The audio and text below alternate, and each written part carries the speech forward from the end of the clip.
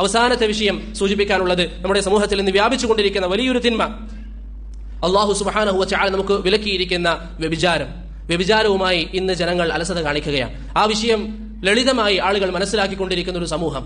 ഇന്ന് എത്രയോ യുവാക്കൾ അവർ സ്കൂളുകളിൽ പഠിക്കുമ്പോഴും മറ്റും ബെസ്റ്റ് ഫ്രണ്ടായി പെൺകുട്ടികളെ സ്വീകരിക്കുന്നു, അവരുടെ കൂടെ കറങ്ങി നടക്കുന്നു.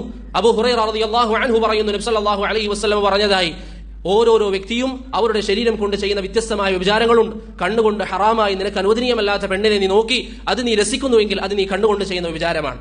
അങ്ങനെയുള്ള പ്രവർത്തനത്തിലേക്ക് നീ നടന്നാൽ കാലുകൊണ്ട് ചെയ്യുന്ന പ്രവർത്തനമാണ്, വ്യഭിചാരമാണ്. ഇത്തരത്തിൽ അന്യ സ്ത്രീകളുമായി മോശപ്പെട്ട ബന്ധം വെച്ച് പുലർത്തുന്ന ആളുകൾ, എനിക്ക് എന്റെ സഹോദരങ്ങളോട്, ശബ്ദം കേൾക്കുന്ന യുവാക്കളോട്, യുവതികളോട് പറയാനുള്ളത്, ഒരു കാരണവശാലും അത്തരത്തിലുള്ള ഒരു ബന്ധം നിങ്ങൾക്കുണ്ടായിക്കൂടാ. അത് അല്ലാഹുവെ കോപിപ്പിക്കുന്ന കാര്യമാണ്. നബി സല്ലല്ലാഹു അലൈഹി വസല്ലം തങ്ങൾ പറഞ്ഞതായി മഅഖിൽ ബിൻ യസാർ റളിയല്ലാഹു അൻഹുവിൽ നിന്ന് റുയാനിയുടെ മുസ്നദിൽ കാണാം. അവിടുന്ന് പറഞ്ഞു, ലഅൻ യുതഅന ഫീ റഅസി റജുലിൻ ബിമിഖ്യതിൻ മിൻ ഹദീദിൻ ഖൈറുൻ ലഹു മിൻ അൻ യമസ്സ ഇംറഅതൻ ലാ തഹില്ല ലഹ. തനിക്ക് അനുവദിക്കപ്പെടാത്ത മഹ്റമല്ലാത്ത ഒരു സ്ത്രീയെ സ്പർശിക്കുന്നതിനേക്കാൾ നല്ലത് ഓരോരുത്തരും അവരുടെ തലയിൽ ആണിയടിക്കുന്നതാണ് എന്ന് റസൂൽ സല്ലല്ലാഹു അലൈഹി വസല്ലം തങ്ങൾ പറഞ്ഞു. ഇന്ന് യാതൊരു ശ്രദ്ധയുമില്ല. പെൺകുട്ടികൾ സംസാരിക്കുന്നത് മഹ്റമാണോ അല്ലയോ എന്ന ചിന്ത അവർക്കില്ല. പുരുഷന്മാർ സംസാരിക്കുമ്പോൾ ഇസ്ലാം വെച്ചിരിക്കുന്ന പരിധി അനുസരിച്ചാണ് അവർ സംസാരിക്കുന്നത് എന്ന ബോധം അവർക്കില്ല. എന്നിട്ട് എന്ത് പറയും? ഈ കാലഘട്ടത്തിൽ ഇങ്ങനെയല്ലാതെ ജീവിക്കാൻ സാധിക്കില്ല എന്ന് പറയുന്നവർ. വല്ലാഹി, അള്ളാഹുവിന്റെ ദീൻ എല്ലാ കാലഘട്ടത്തേക്കും ഉള്ളതാണ്. അതുകൊണ്ട് സഹോദരങ്ങളെ, നിങ്ങൾ നിങ്ങളുടെ വിഷയത്തിൽ ശ്രദ്ധിക്കുക, അള്ളാഹുവിനെ പേടിക്കുക. അള്ളാഹു കാണുന്നു എന്ന ബോധം നിങ്ങൾക്കുണ്ടാവുക. നിങ്ങൾ എത്രയെത്ര വാർത്തകൾ കാണുന്നു. ഒരു പ്രശ്നവുമില്ലാത്തവർ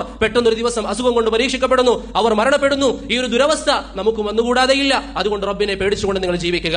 അതുപോലെ തന്നെ മാതാപിതാക്കളോട്, രക്ഷിതാക്കളോട് പറയാനുള്ളത്, നിങ്ങളുടെ മക്കളുടെ കാര്യത്തിൽ അള്ളാഹുവിനെ കുറിച്ച് അവർക്ക് നിങ്ങൾ ബോധം നൽകുക. അവർ സ്കൂളുകളിൽ പോകുന്നവരാണെങ്കിൽ റബ്ബിനെ കുറിച്ച് അവർക്ക് നിങ്ങൾ ബോധം നൽകുക. ചില ആളുകളൊക്കെ അവരുടെ പെൺകുട്ടികൾ മോശമായ വഴിയിലെത്തിയാൽ കൗൺസിലിംഗിന് കൊണ്ടുപോകും. അവിടെ എത്തി പല വിഷയങ്ങളും പറഞ്ഞു കൊടുക്കും. ഒരു പക്ഷേ കുറച്ച് ദിവസത്തേക്ക് അവരുടെ മക്കൾ നന്നാകുമായിരിക്കാം, ഒരു പക്ഷേ സംഭവിച്ചേക്കാം. പക്ഷേ അവർ യഥാർത്ഥത്തിൽ നന്നാകണമെങ്കിൽ അതിനുള്ള ഏക മാർഗം അള്ളാഹുവിനെ കുറിച്ചുള്ള പേടി അവരുടെ മനസ്സിലിട്ട് കൊടുക്കുക എന്നുള്ളത് മാത്രമാണ്. റബ്ബിനെ ഭയക്കാത്തവൻ ഒരു സൃഷ്ടിയെയും ഭയക്കുകയില്ല. അള്ളാഹുവിന്റെ ഖുർആൻ കൊണ്ട് നന്നാകാത്തവൻ ഒരു കാര്യം കൊണ്ട് നന്നാവുകയില്ല. അതുകൊണ്ട് സഹോദരങ്ങളെ, ഹറാമായ ബന്ധങ്ങൾ, ഗേൾ ഫ്രണ്ട് എന്ന് പറഞ്ഞ്, ബെസ്റ്റ് എന്നൊക്കെ പറഞ്ഞ് ഈ നാളുകൾ കൊണ്ട് നടക്കുമ്പോൾ റബ്ബിനെയാണ് ധിക്കരിക്കുന്നത് എന്ന ബോധം അവർക്കുണ്ടാകണം. അതുപോലെ തന്നെ നമ്മുടെ മഹ്റമായ ആളുകളെ നമ്മൾ സംരക്ഷിക്കുക. സഅദ് ബിൻ ഉബാദ റളിയല്ലാഹു അൻഹു പറയുന്നു, എന്റെ ഭാര്യയുടെ കൂടെ അന്യപുരുഷനെ ഞാൻ കണ്ടാൽ അവനെ ഞാൻ വധിച്ചു കളയും. ഈ സമയം നബി സല്ലല്ലാഹു അലൈഹി വസല്ലമയോട് ചില ആളുകൾ പറഞ്ഞു, എത്ര കഠിനമായിട്ടാണ് സഅദ് ബിൻ ഉബാദ പറയുന്നത്. നബി സല്ലല്ലാഹു അലൈഹി വസല്ലം പറഞ്ഞു, സഅദ് ബിൻ ഉബാദയുടെ വാക്കുകൾ കേട്ട് നിങ്ങൾ ഭയക്കുകയാണോ? അദ്ദേഹത്തിന്റെ ഗീറത്ത്, അദ്ദേഹത്തിന്റെ ഈർഷ്യത കണ്ട് നിങ്ങൾ പേടിക്കുകയാണോ?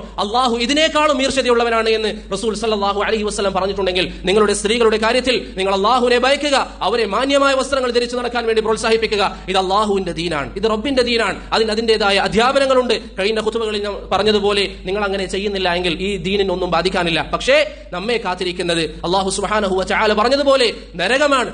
പരിശുദ്ധ ഖുർആനിൽ അല്ലാഹു പറഞ്ഞതായി കാണാം, ഓരോരോ തവണയും കത്തിക്കരിയുമ്പോഴും വീണ്ടും വീണ്ടും പുതിയ പുതിയ തൊലികൾ ഇട്ട് കൊടുത്തുകൊണ്ട് അല്ലാഹു നരകത്തിൽ ശിക്ഷിക്കുന്ന ഒരു ശിക്ഷ നമുക്ക് വരാനുണ്ട് എന്ന ബോധം നമുക്കുണ്ടാവുക.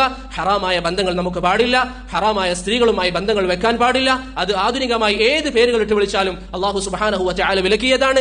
നല്ല സ്ത്രീകളുടെ അടയാളം പറയുമ്പോൾ സൂറത്തുൽ മാഇദയിൽ, നല്ല പുരുഷന്മാരെ കുറിച്ച് പറയുമ്പോൾ വലാ മുത്തഖിദാതി അഖ്ദാൻ, അവർ ഗേൾ ഫ്രണ്ടുകളെ സ്വീകരിക്കാത്തവരാണ്, അശീഖാത്തുകളെ സ്വീകരിക്കാത്തവരാണ് എന്ന് പരിശുദ്ധ ഖുർആനിൽ അല്ലാഹു സുബ്ഹാനഹു വ തആല പറഞ്ഞതായി കാണാം. അതുകൊണ്ട് സഹോദരങ്ങളെ, റബ്ബിന്റെ ദുനിയാവിൽ അള്ളാഹു നൽകുന്ന ഭക്ഷണം കഴിച്ച്, അള്ളാഹു നൽകുന്ന വെള്ളം കുടിച്ച്, അവൻ നൽകുന്ന വായു ശ്വസിച്ച് ജീവിക്കുമ്പോൾ അവനെ നാം അനുസരിക്കുക. അതിൽ നമുക്ക് എല്ലാവിധ ഖൈറുകളുമുണ്ട്. പുരുഷന്മാരെ സംബന്ധിച്ചിടത്തോളം, സ്ത്രീകളെ സംബന്ധിച്ചിടത്തോളം അവർക്ക് ഇസ്ലാം അനുവദിക്കുന്ന ഒരു പ്രായമെത്തിയാൽ, അതിനുള്ള മാനദണ്ഡങ്ങൾ പൂർത്തിയായാൽ അവർ വിവാഹം ചെയ്തുകൊണ്ട് അവരുടെ ശരീരത്തെ സൂക്ഷിക്കുക.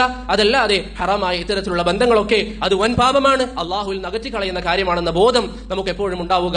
എല്ലാ ഖൈറും നബി സല്ലല്ലാഹു അലൈഹി വസല്ലമയുടെ മനഹജ് പിൻപറ്റുന്നതിലാണ്, എല്ലാ ഷർറും അതിന് വിപരീതമായി പിൻപറ്റുമ്പോഴാണ്. ചില ആളുകളൊക്കെ ഇന്ന് നമ്മെ വശീകരിച്ചുകൊണ്ട് പറയും, ഈ കാലഘട്ടത്തിൽ അതൊക്കെ ആവശ്യമാണ്, ഈ കാലഘട്ടത്തിൽ അതൊക്കെ സംഭവിക്കും. ഒരു കാലഘട്ടവുമില്ല. റബ്ബിന്റെ ദീൻ അവസാന നാൾ വരെ അതൊന്നു തന്നെയാണ്. അതുകൊണ്ട് ഒരു ഹറാമും നമ്മുടെ ജീവിതത്തിൽ ഉണ്ടാവാതിരിക്കാൻ നമ്മൾ ശ്രമിക്കുക. ഞാൻ നേരത്തെ പറഞ്ഞത് വീണ്ടും ആവർത്തിക്കുന്നു, പുരുഷന്മാർ, യുവാക്കൾ മഹ്റമുടെ വിഷയത്തിൽ പ്രത്യേകം ശ്രദ്ധ കാണിക്കുക. നമ്മുടെ ഭാര്യ പ്രഗ്നന്റ് ആയി ഹോസ്പിറ്റലിലേക്ക് പോകുമ്പോൾ സ്കാൻ ചെയ്യുന്നിടത്ത് അവിടെ പുരുഷന്മാരുണ്ടോ എന്ന് നമ്മൾ ഉറപ്പുവരുത്തുക. ധാരാളം ഹോസ്പിറ്റലുകൾ നമുക്ക് ഇന്ന് സ്ത്രീകൾ സ്കാൻ ചെയ്യുന്ന സെന്ററുകളുണ്ട്. അവിടെ നമ്മൾ പോയി സ്കാൻ ചെയ്യുക. ചില ആളുകൾ ഇതൊക്കെ നിസാരവൽക്കരിക്കും.